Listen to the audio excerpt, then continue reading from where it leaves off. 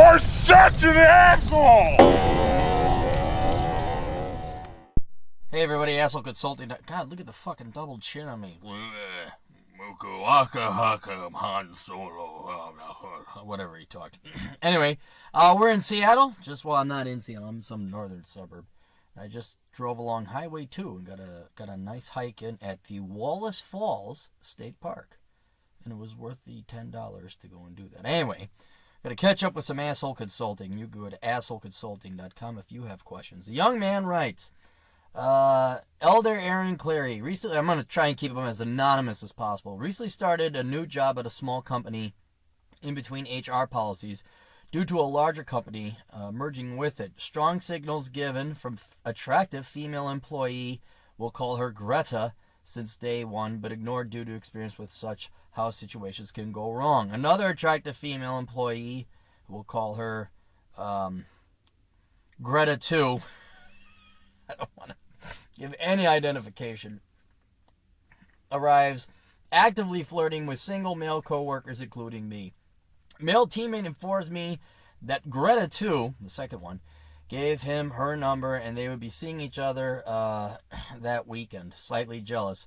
Went to after hours get together at another co-worker's home, hoping to distract myself. Was supposed to only be male attendees. Greta, number one, unexpectedly shows up. Alcohol, slight jealousy, opportunity, flirtation. Oh, you had the perfect storm. And you drove Greta, number one, home, asked for and received her number, reached over, and I'm not even going to say what this is. It's not bad. It's certainly, this is like middle school innocent cute stuff. But you feminine cunts, and I do mean that word, have so made male interest, the expression of male interest, borderline illegal, certainly punishable by non-legal entities like firing and all that. He did something very innocent, quite a charming move, I'd say. We guys have got to make the moves, otherwise you girls will just sit there. Why are you men coming? I'm equal, but I want to approach men. Wrote a great piece on it, by the way, before letting her out. Sent Greta number one activity invite for Sunday afternoon. No reply. Assumed she had second thoughts and wrote her off. Yeah, she also probably sobered up and she got her attention fix. Monday has come and Greta is going out of her way to be near my work area while not actually saying anything to me. I have also observed her checking to see if the senior manager is in. I dare not guess why. I'm within the company's 60-day probation period. I fear for my job. I already know what I should have done, 3-time loser in this department. But for the sake of anyone listening, watching, it's worth going over the basics of why any fraternization with female coworkers is a very bad idea. What is vital for me to hear from you, Elder Clary, is what I should do next. Well, I love giving this advice. Sometimes there's nothing you can really do. You gotta wait for it to blow over. What I would do is nothing. I'd keep your nose clean, and since there were no witnesses, there is no proof that you did this innocent middle school flirtatious act. I would almost deny it and say, I don't know what I dropped her off, but I didn't do activity X. And then because there's no way to prove it. You can really, it's hearsay at this point. But that's if it gets to that point. Now, I know if this stuff does happen. Sometimes, and here's the other thing, women will just create shit out of thin air. Say, oh yeah, he raped me, or he did this to me just because they like drama, or you spurned their advances or whatever. So every man is always under the threat of a false accusation, like a genuinely fabricated, made-up thing by the crazies. But those are the and also things where it's the gray area, like as what you were in, where where she was giving you signals, but because we don't give women agency and we don't give them responsibility, I think of a man. I take away reason and accountability. But you were in that gray area, and we got to treat them like precious little special ed children, because they don't want to be treated as equals. They want special treatment.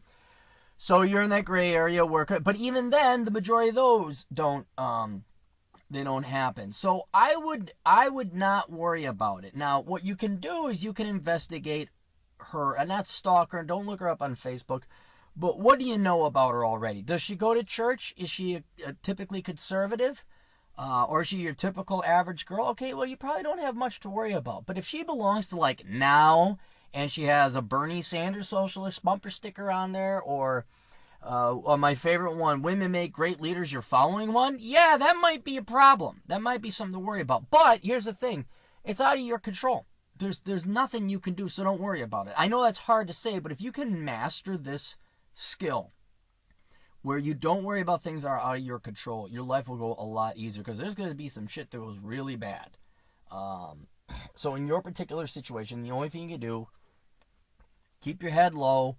Don't be going to no more parties. Okay, what are you doing fraternizing with coworkers? You go to work to make money. Okay, you don't even go to parties with the guys. Okay, because of course guys can say, well, hey, I'm gay, and gender and sex doesn't mean anything anymore.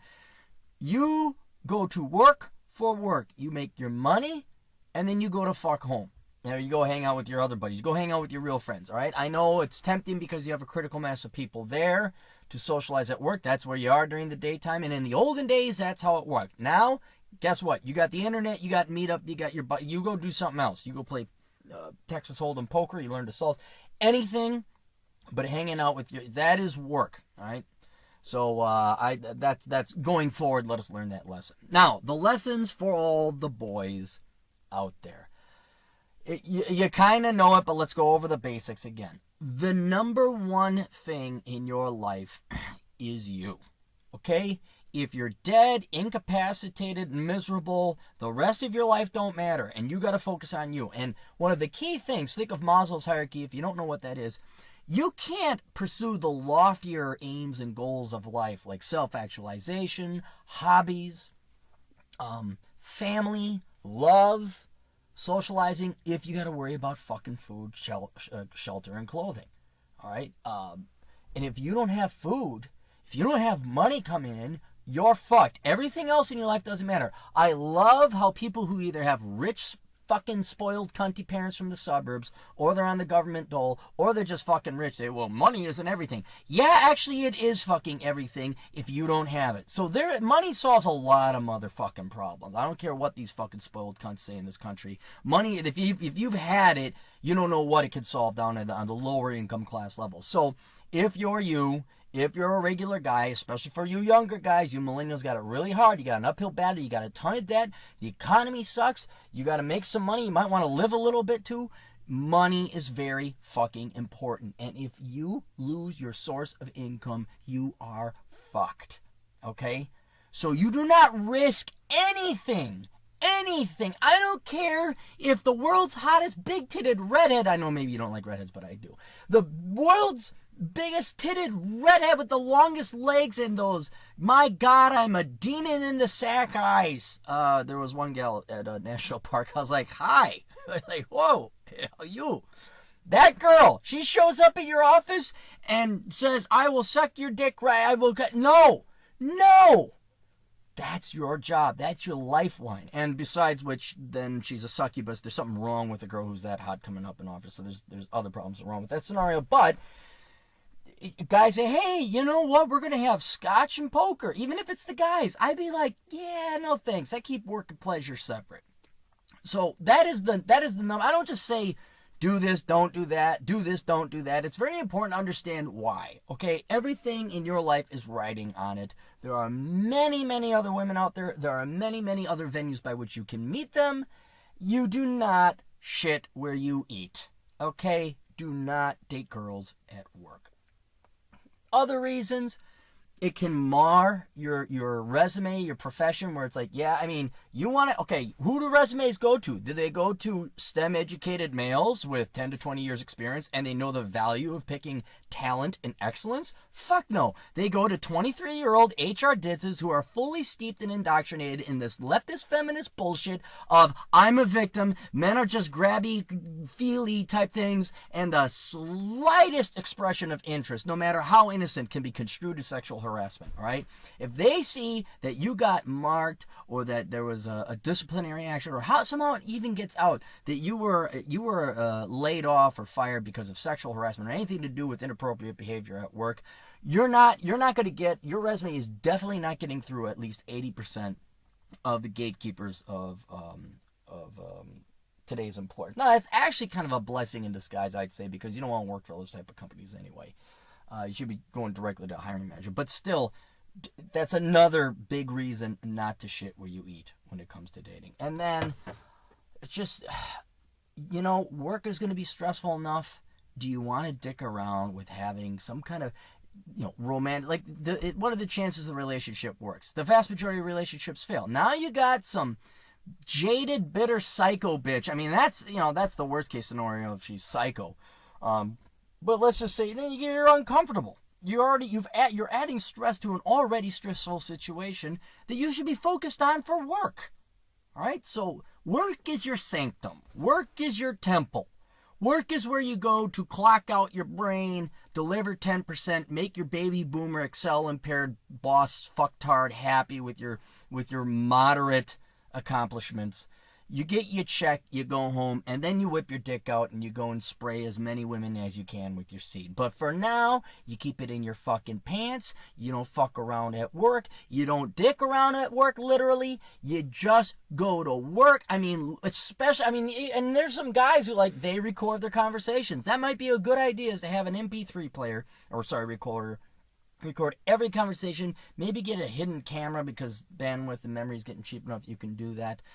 You don't talk to women unless it's business. You don't talk politics. You don't talk friends. You don't talk gossip. None of this water cooler bullshit. You stay extreme. You keep your politics out of it. I mean, you don't even tell them you got a Facebook page. You give them a fake name. Whatever it is, you make sure that your work is secured and employed.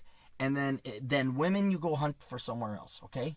You don't go shopping for Caterpillar work boots at the grocery store, and you don't go shopping for girlfriends at your place of employment. That's it. That's all it is. And then, you know what? If the women don't let can I find them? No. Your life is too fucking precious for that. So Tinder, the plenty of fish, the amazing amount of octopi, the sort of nice Cupid, whatever website you gotta go to, go to a bar if you have to. Bar is a better place to find a girl. That's how bad it is to find a girl to date at work. A bar is better than that. Anyway, hope we learned our lesson. Do not fuck up. Big brain over little brain, okay? We'll talk to you guys later. Toodles.